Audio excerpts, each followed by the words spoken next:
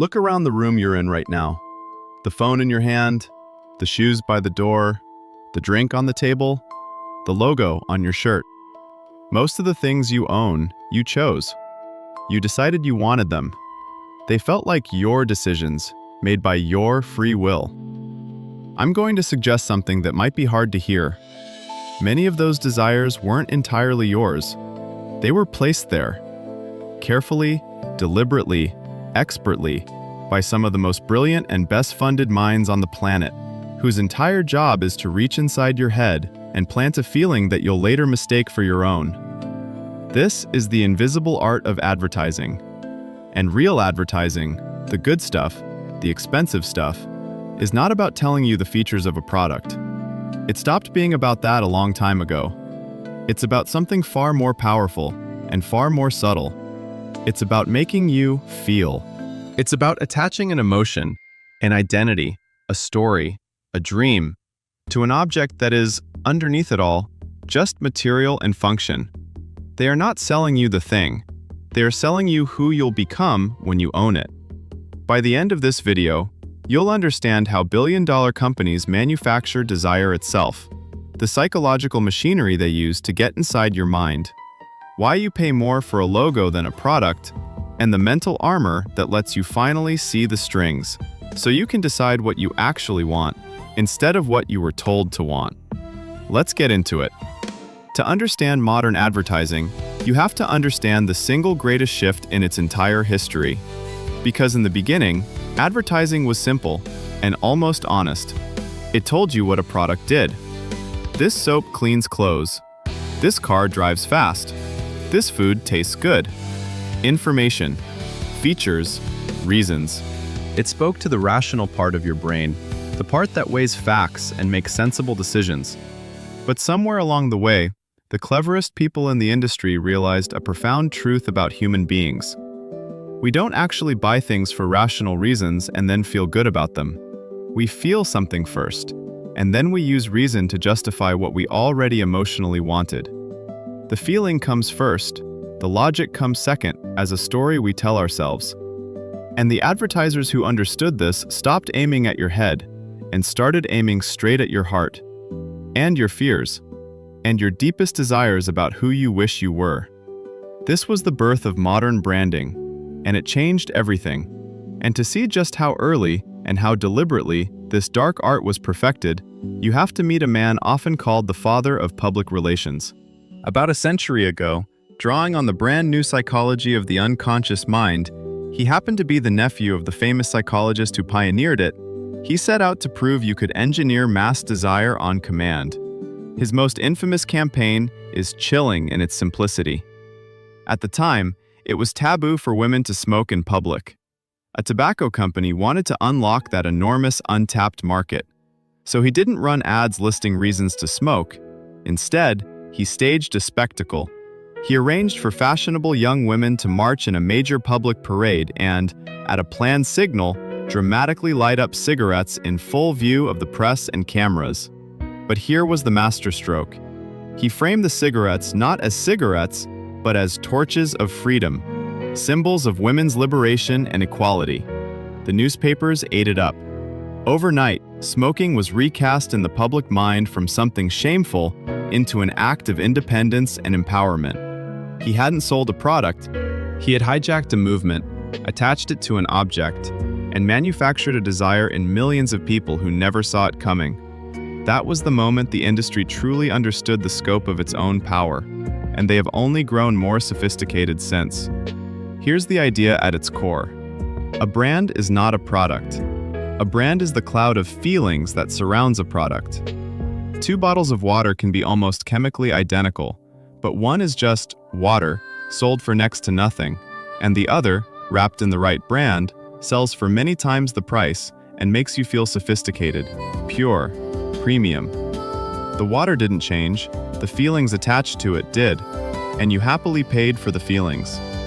That gap, between what a thing costs to make and what you'll pay because of how it makes you feel, is where some of the largest fortunes on earth are built. For the purest example of this power, consider the diamond engagement ring. Most people simply assume that giving a diamond ring to propose marriage is an ancient romantic tradition, something humans have always done. It is not. For most of history, it was nothing of the sort. The idea that you must present a diamond to propose, and that you should spend a hefty chunk of your income to do it, was, to an extraordinary degree, the product of one brilliant advertising campaign in the last century. A diamond company needed to sell more diamonds, and crucially, to stop people from ever reselling them, which would flood the market. So their advertising set out to bind the diamond forever to love and commitment itself, with a now legendary slogan declaring a diamond to be eternal. They linked the size of the stone to the depth of a man's love. They suggested a proper amount to spend, and it worked beyond anyone's wildest dreams. They didn't just sell a product. They invented a tradition out of thin air, planted it in the hearts of entire generations, and convinced billions of people that a shiny rock is the only true measure of love. That is the terrifying, awesome power of advertising at its peak. It can manufacture not just a desire, but a deeply held belief, an emotion, a timeless custom from nothing. So how do they do it? How do they take a hunk of plastic, or a piece of fabric, or a sugary drink, and load it up with emotion until you crave it? Let's walk through the machinery, piece by piece. The first and most powerful tool is association. This is the foundation of nearly all branding, and it's beautifully simple. The advertiser takes their product and they place it, over and over, next to something you already deeply desire. They don't argue that their product will make you happy. They just show it to you, again and again, surrounded by happiness, by beautiful people, by laughter, by success, by freedom, by love, by belonging. Think about how a typical ad for a fizzy sugar drink actually works. It tells you almost nothing about the drink itself. Instead, you see friends laughing together on a perfect summer day. Sunshine, music, joy, connection. Your brain, watching this hundreds of times over a lifetime, quietly forms a link, a bridge between that product and those feelings of warmth and belonging. So that later, standing in a shop, tired and a little lonely, you reach for that drink. And you're not really reaching for sugar and water. You're reaching, without realizing it, for a sip of that feeling they sold you 1,000 times. That's association. They borrow a feeling you already have, and they glue their product to it. The second tool is identity, and this one is even deeper. Because the most powerful brands don't just sell you a feeling, they sell you a version of yourself. They understand that humans desperately want to be a certain kind of person, and to be seen as that person by others. So a brand carefully crafts an identity, a tribe, a set of values, and then invites you to buy your way into it. This is why people don't just buy a phone or a car or a pair of trainers. They buy a statement about who they are. I'm creative. I'm rugged and adventurous. I'm successful. I'm a rebel. I belong with these people, not those people. The product becomes a flag you wave to tell the world and yourself who you are. And here's the genius. Once a brand becomes part of your identity, you'll defend it, stay loyal to it, and pay a premium for it, not because it's better, but because giving it up would feel like giving up a piece of yourself. They didn't sell you an object, they sold you membership in a tribe and charged you for the privilege of belonging. The third tool is the most uncomfortable one because it works by hurting you a little. It's the manufacturing of insecurity. A huge amount of advertising operates on a simple, two-step emotional formula. First, make you feel that something is wrong with you, and then sell you the cure. Think about it. Whole industries quietly depend on first convincing you that you are not good enough as you are, that your teeth aren't white enough, your body isn't right, your skin shows your age, your clothes are out of style, your life isn't exciting enough, your home isn't nice enough, you're falling behind. They open a small wound of inadequacy, one that, very often, you didn't even feel until they pointed at it. And then, conveniently, they present their product as the bandage.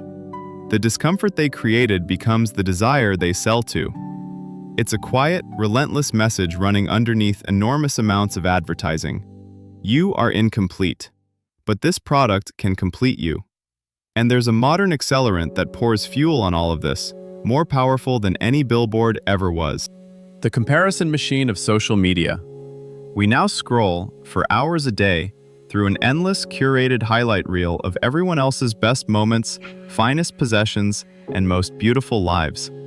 And alongside it, woven seamlessly into the feed, are the products promising to close the gap between your ordinary reality and that glittering, impossible standard. Advertising used to interrupt your life occasionally. Now it lives inside an endless stream you scroll through willingly, dressed up as the lives of real people, often without you even registering that you're being sold to at all. Now let's talk about the techniques that make all of this stick. Because beyond the big emotional strategies, there's a toolkit of psychological levers, and you felt every one of them. There's repetition. The simple, brute force power of being shown something over and over.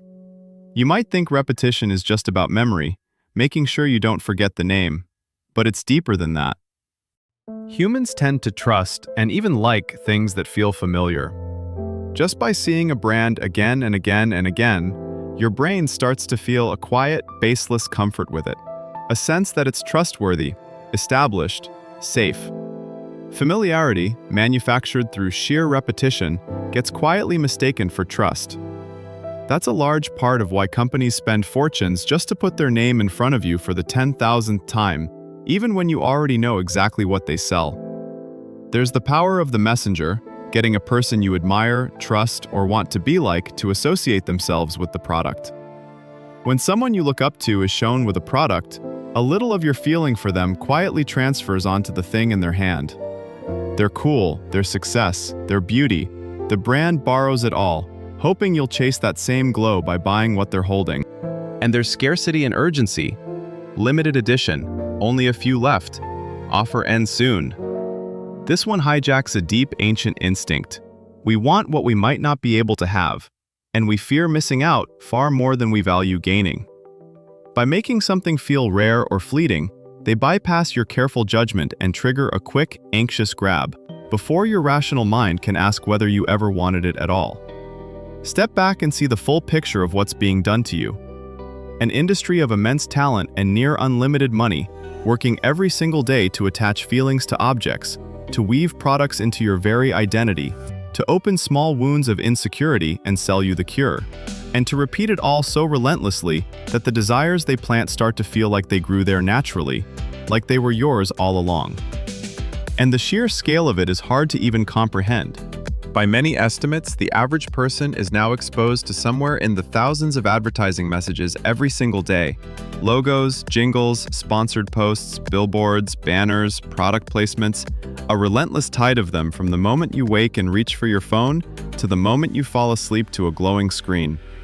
You couldn't possibly consciously process them all, and you don't try to, but they don't need your conscious attention. They work in the background, drip by drip, each one depositing its tiny feeling, slowly shaping the landscape of what you find normal, what you find desirable, and what you believe you need. This is not a conspiracy whispered in the dark.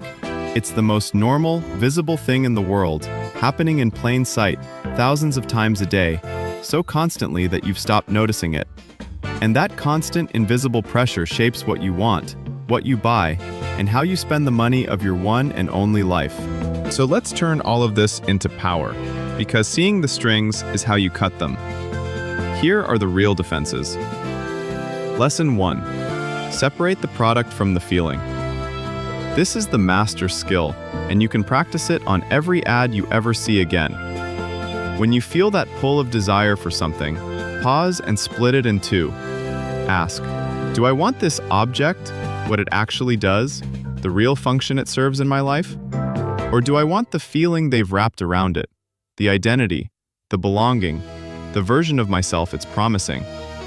Because the object you can judge honestly, but the feeling? The feeling can almost always be found somewhere real, somewhere true, somewhere that isn't for sale. The moment you can tell the two apart, half the spell is already broken. Lesson 2. Beware the wound and bandage. Train yourself to notice the exact moment an advertisement or a feed makes you feel a little worse about yourself, less attractive, less successful, less complete, behind everyone else. Because that flicker of inadequacy is very often the manufactured wound, and the product dangled right next to it is the bandage they want to sell. Naming it as it happens, there's the wound, here comes the cure, instantly strips it of its power. You cannot be sold a cure for a sickness you know you never had. Lesson 3. Insert a pause between desire and purchase. Almost every one of these techniques relies on speed, on you acting while the emotion is hot, before reason catches up. So build in a delay. When you feel the sudden urge to buy something that isn't a true necessity, make yourself wait a day, a week, a month for bigger things. Walk away, sleep on it, and watch what happens. A huge portion of those burning desires simply evaporate once the emotional spell wears off and the manufactured urgency fades. What's left after the pause is what you actually wanted. Everything that vanished was never your desire at all. It was theirs. And the deepest lesson of all, your attention and your desires are the most valuable things you own, and an entire industry exists to capture and shape them for profit. Every dollar you spend is a vote for the kind of life you're building, and the whole machine of modern advertising is designed to cast those votes for you in directions that serve them, not you. So the most radical, most freeing thing you can do is to consciously decide what you value, what enough looks like for you, and who you actually want to be before the world rushes in to decide it for you. Because a person who genuinely knows what they want is almost impossible to sell to. They've already got the one thing the entire industry is built to make you feel you're missing. Contentment isn't for sale. And that's exactly why they hope you never find it on your own. So the next time an ad makes you feel something, a longing, a lack, a sudden need you didn't have a moment ago, you'll know exactly what just happened. A string was pulled, a feeling was planted, and now, for the first time, you can see the hand that's pulling it, and choose freely whether to follow. If this changed how you see the ads all around you, you already know what to do. And stick around, because next time, we're walking into the most dangerous financial trap of them all. A tool that promises you everything you want, right now, today, with a simple swipe, while quietly building a cage of debt around you that can take years, even decades, to escape. It's in almost every wallet on Earth. And most people have no idea how the trap really closes. You will not want to miss this one.